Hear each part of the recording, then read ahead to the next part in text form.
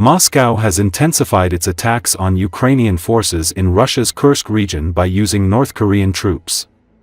Kyiv has been occupying part of the border region since August, and it launched a shock cross-border incursion to seize Russian territory.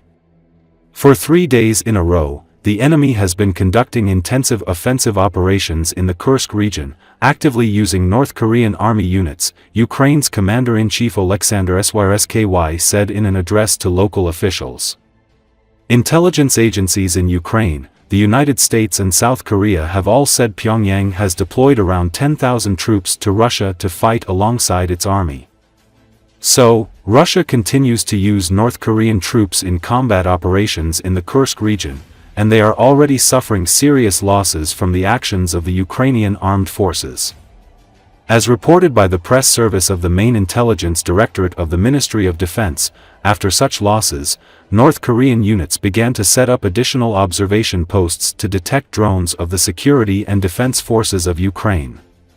Before the assault, North Korean troops on the front lines are amassing a group of up to 20 to 30 soldiers. Small groups of up to 6 servicemen are moving to the concentration area. The constant accumulation of assault groups of DPRK army personnel in Kursk region indicates that Moscow does not want to lose the pace of offensive actions, the report says. The security and defense forces of Ukraine also noted that North Korean soldiers use red tape for identification at the front.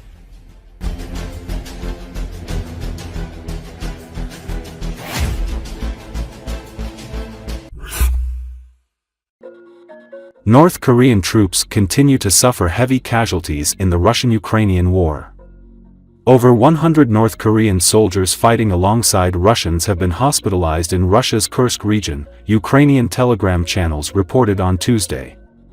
The injured North Koreans have been allocated a separate floor in the hospital located in Pryagov Street in the city. Telegram channels have shared videos of hospitalized North Korean soldiers. According to the 8th Division of the Ukrainian Armed Forces Special Operations Forces, 50 North Korean servicemen have been killed and 47 others injured in the hostilities in the past 3 days alone. The main intelligence directorate of Ukraine said North Korean troops suffered these losses during the assault on Ukrainian army positions in the area of the villages of Plakovo, Vorozhba and Martinovka in Sudzansky district of Kursk region. In addition, 3 North Korean servicemen went missing near the village of Kurilovka. Earlier on Monday, Ukraine said 30 North Korean soldiers were killed or wounded in the fighting and 3 had gone missing during clashes near the villages of Plakovo, Vorozhba and Martinovka close to the border. It should be noted that Russia started deploying North Korean troops to its border Kursk region on October after Ukraine's incursion into the region in early August. According to Pentagon reports, there are roughly 12,000 North Korean troops in Russia.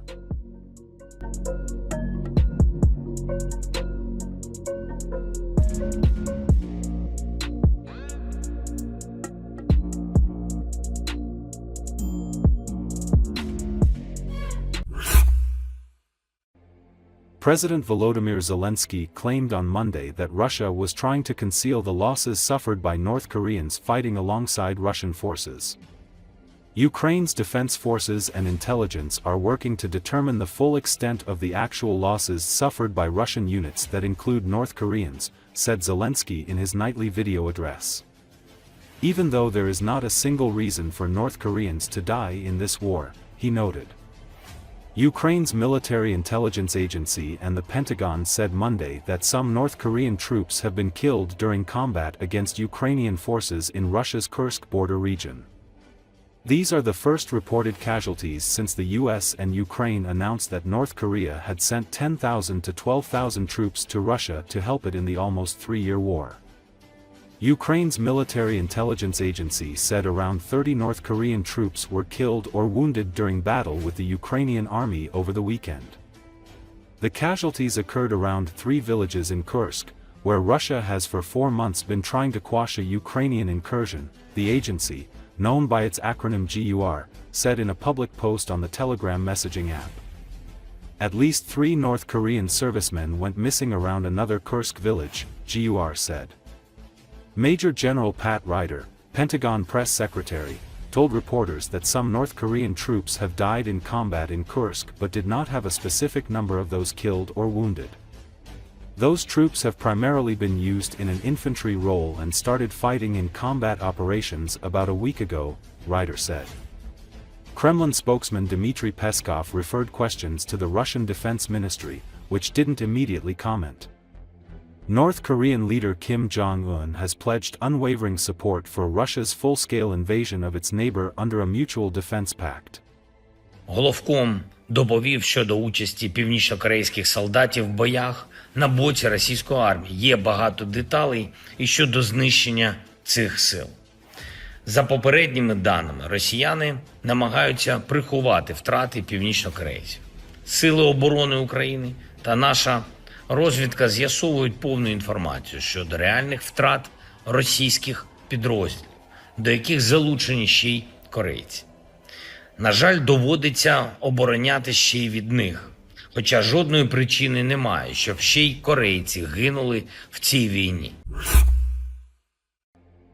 An explosive device planted close to a residential apartment block in Moscow killed the head of Russia's nuclear, biological, and chemical defense forces, Lieutenant General Igor Kirillov, early Tuesday, Russia's investigative committee said.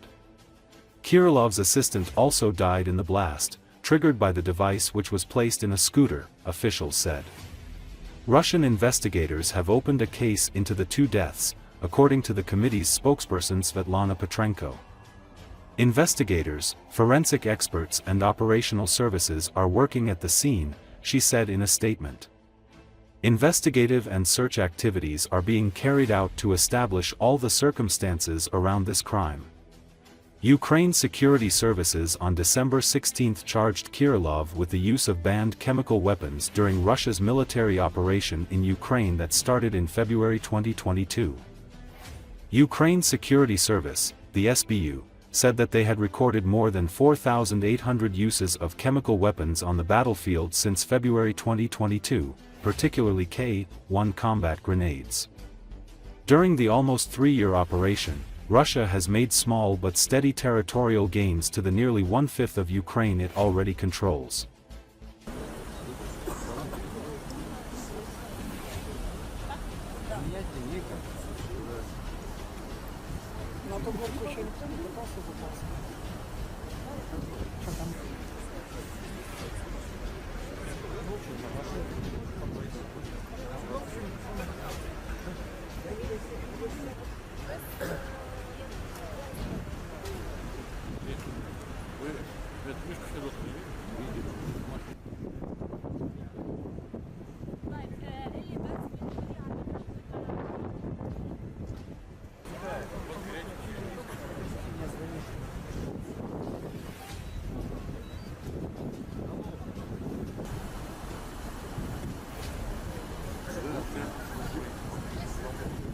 Главным следственным управлением Следственного комитета России по Москве по факту убийства двух военнослужащих возбуждено уголовное дело. По данным следствия, утром 17 декабря на Рязанском проспекте в Москве было приведено в действие взрывное устройство, заложенное в самокат, стоящий рядом с подъездом жилого дома. В результате произошедшего погиб начальник войск радиационной, химической и биологической защиты Вооруженных сил Российской Федерации Игорь Кириллов и его помощник. На месте происшествия работают следователи, криминалисты и оперативные службы. Проводятся следственные действия и оперативно-розыскные мероприятия, направленные на установление всех обстоятельств совершенного преступления.